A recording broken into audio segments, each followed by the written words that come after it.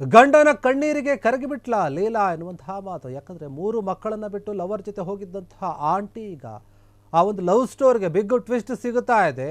ಇದು ತ್ರಿಕೋನದ ಒಂದು ಲವ್ ಸರಣಿ, ಟ್ರಯಾಂಗಲ್ ಲವ್ ಸರಣಿ. ಈ ಒಂದು ಲವ್ ಸ್ಟೋರಿ ಏನಿದೆ ಈಗ ಟ್ವಿಸ್ಟ್ ಸಿಗುತ್ತಾ ಇದೆ. ಮಕ್ಕಳ ಕಣ್ಣೀರಿಗೋ ಅಥವಾ ಗಂಡನ ಕಣ್ಣೀರಿಗೋ ಕರಗಿಬಿಟ್ಲ.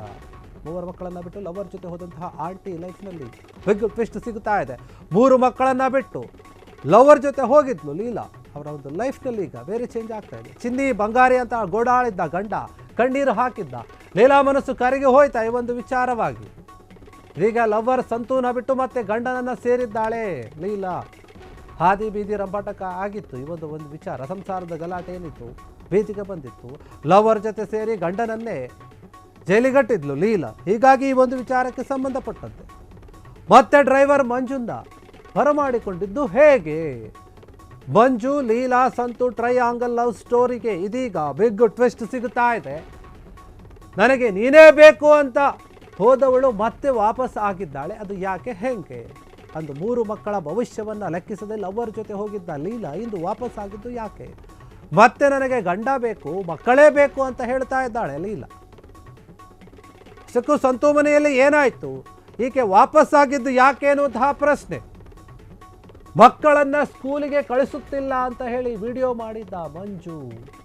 ಆದರೆ ಲೀಲಾ ಸಂತು ಮೇಲೆ ಆರೋಪ ಮಾಡಿದ್ದ ಮಂಜು. ಇಬ್ಬರ ಮೇಲೆ ಕೂಡ ಹೇಳಿದ್ದ,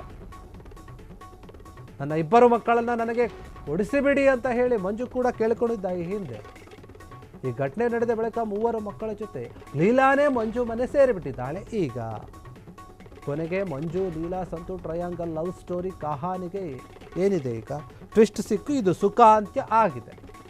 ಹೀಗಾಗಿ ಲೀಲಾ ಏನಿದ್ದಾಳೆ ಗಂಡನ ಕಣ್ಣೀರಿಗೆ ಕರಗಿದ್ಲು ಅಥವಾ ಮಕ್ಕಳ ಭವಿಷ್ಯಕ್ಕಾಗಿ ಕರಗಿದ್ಲು ಅಥವಾ ಸಂತು ಮನೆಯಲ್ಲಿ ಬೇರೆ ವಿಚಾರ ಏನಾದರೂ ಆಯಿತು, ಅಲ್ಲಿ ಏನಾದರೂ ಮಾತುಕತೆಯಾಗಿ ಗಲಾಟೆಯಾಗಿ ಮನಸ್ತಾಪ ಮಾಡ್ಕೊಂಡು ಇಲ್ಲಿಗೆ ಬಂದಿದ್ದೋ ಗೊತ್ತಿಲ್ಲ.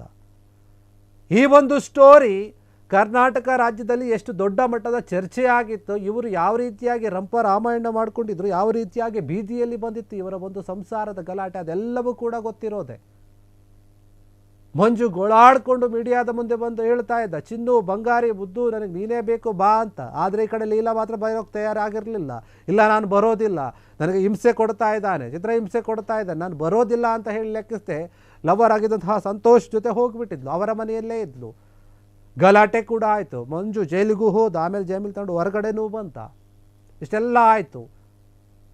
ಲೀಲಾ ಸಂತು ಮತ್ತು ಮಂಜುನಾಥ್ ಇವು 3 ಒಂದು ಮಧ್ಯದಂತಹ ಒಂದು ವಿಚಾರಗಳೇ ಬೇರೆದ್ದು. ಫೋನ್ ಕಾಲಲ್ಲಿ ಏನೇನೋ ಮಾತಾಡ್ಕೊಂಡಿದ್ರು, ಏನೇನೋ ಬೈಕೊಂಡಿದ್ರು, ಏನೇನೋ ಆರೋಪಗಳನ್ನು ಮಾಡ್ಕೊಂಡಿದ್ರು, ಅದೆಲ್ಲವೂ ಕೂಡ ಕರ್ನಾಟಕದ ಜನತೆ ಮುಂದೆ ಈಗಲೂ ಇದೆ.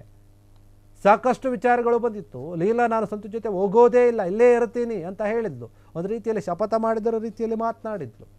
ಆದರೆ ಈಗ ಮತ್ತೆ ನನಗೆ ಸಂತು ಬೇಡ, ಮಂಜುನೇ ಬೇಕು ಅಂತ ಹೇಳಿ ತನ್ನ 3 ಮಕ್ಕಳ ಜೊತೆ ಈಗ ಮಂಜುನಾಥನ್ನ ಸೇರಿದ್ದಾಳೆ. ಕೊನೆಗೂ ಕೂಡ ಈ ಒಂದು ಲವ್ ಸ್ಟೋರಿಯಲ್ಲಿ ಸಂಸಾರದ ಗಲಾಟೆ ಏನಿತ್ತು ಅದು ಸುಖಾಂತ್ಯ ಕಂಡಿದೆ.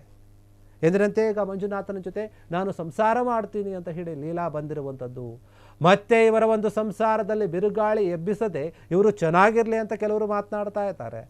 ಆದರೆ ಕೆಲವೊಂದು ನಿರ್ಧಾರಗಳು, ಇವರು ಹೇಳಿದಂತಹ ಹೇಳಿಕೆಗಳು, ಕೊಟ್ಟಂತಹ ಆರೋಪಗಳು, ಬೈದಂತಹ ಮಾತುಗಳು ಎಲ್ಲವನ್ನೂ ಕೂಡ ಗಮನಿಸಿದಾಗ ಇವರೇನು ಈ ರೀತಿಯಾಗಿ ಮಾಡಿಕೊಂಡಿದ್ದಾರೆ ಸಂಸಾರವನ್ನು, ಏನು ಮಾತನಾಡ್ತಾ ಇದ್ದಾರೆ, ಗಂಡನ ಮೇಲೆ ಹೆಂಡತಿ, ಹೆಂಡತಿ ಮೇಲೆ ಗಂಡ, ಈ ರೀತಿಯಾಗಿ ಆರೋಪಗಳು. ಮತ್ತು ಲೀಲಾ ಬಗ್ಗೆ ಕೂಡ ಸಾಕಷ್ಟು ವಿಚಾರಗಳು, ಮಾತುಗಳು ಕೇಳಿ ಬಂದಿತ್ತು.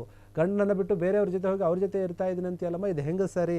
ಅದೇನೇ ಕಷ್ಟ ನಷ್ಟ ಇದ್ದರೂ ಕೂಡ, ಗಲಾಟೆ ಇದ್ದರೂ ಕೂಡ ಅಲ್ಲೇ ಇರಬೇಕು ಅಂತ ಕೆಲವರು ಬುದ್ಧಿ ಮಾತು ಹೇಳಿದರು. ಆದರೆ ಸಂತು ಮತ್ತು ಲೀಲಾ ಇಬ್ಬರು ಕೂಡ ಇಲ್ಲ ನಾವು ಜೊತೆಗೆ ಇರ್ತೀವಿ, ಮಂಜುನಾಥ ನಮಗೆ ಟಾರ್ಚರ್ ಕೊಡ್ತಾ ಇದ್ದಾನೆ, ಕಷ್ಟ ಕೊಡ್ತಾ ಇದ್ದಾನೆ, ಹೊಡಿಯೋಕ್ಕೆ ಬರ್ತಾ ಇದ್ದಾನೆ, ಹಾಗೆ ಹೀಗೆ ಅಂತ ಆರೋಪವನ್ನು ಮಾಡಿ ಮಂಜುನಾಥನ ಮನೆ ಬಿಟ್ಟು ಸಂತು ಮನೆ ಸೇರಿತು.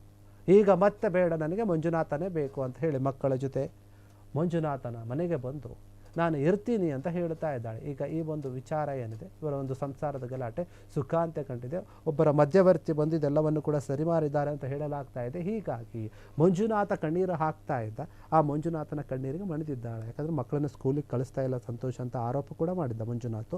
ಹೀಗಾಗಿ ಆ ಒಂದು ಆರೋಪ ಮಾಡಿದ ಬೆನ್ನಲ್ಲೇ ಏನೋ ಒಂದು ಬುದ್ಧಿ ತಿಳಿತು, ಅಥವಾ ಇಲ್ಲ ನಾನು ಹೀಗಿದ್ದರೆ ಸರಿ ಬರೋದಿಲ್ಲ, ಸಮಾಜದಲ್ಲಿ ಮಕ್ಕಳಿಗೂ ಕೂಡ ಒಂದು ಸ್ಥಾನಮಾನ ಬೇಕು, ಮಕ್ಕಳನ್ನು ಚೆನ್ನಾಗಿ ಬೆಳೆಸಬೇಕು ಅನ್ನುವಂಥ ಒಂದು ಉದ್ದೇಶದಿಂದ ಏನಾದರೂ ಮಂಜುನಾಥನ ಬಂದು ಸೇರಿಕೊಂಡ್ಲು, ಅಥವಾ ಸಮಾಜದಲ್ಲಿ ಬೇರೆ ಬೇರೆ ರೀತಿಯಾದಂತಹ ಮಾತುಗಳು ಕೇಳಿ ಬರುತ್ತೆ.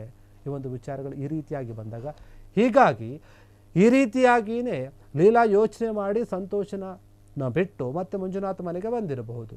ಈ ರೀತಿಯಾದಂತಹ ಒಂದು ಮಾತುಗಳು ಕೂಡ ಚರ್ಚೆಗಳು ಕೂಡ ಆಗ್ತಾ ಇದೆ. ಹೀಗಾಗಿ ಮಂಜುನಾಥ ಲೀಲಾವತಿ ಅಂತಲ್ಲ ಲೀಲಾ ಇಬ್ಬರು ಕೂಡ ಒಂದಾಗಿದ್ದಾರೆ.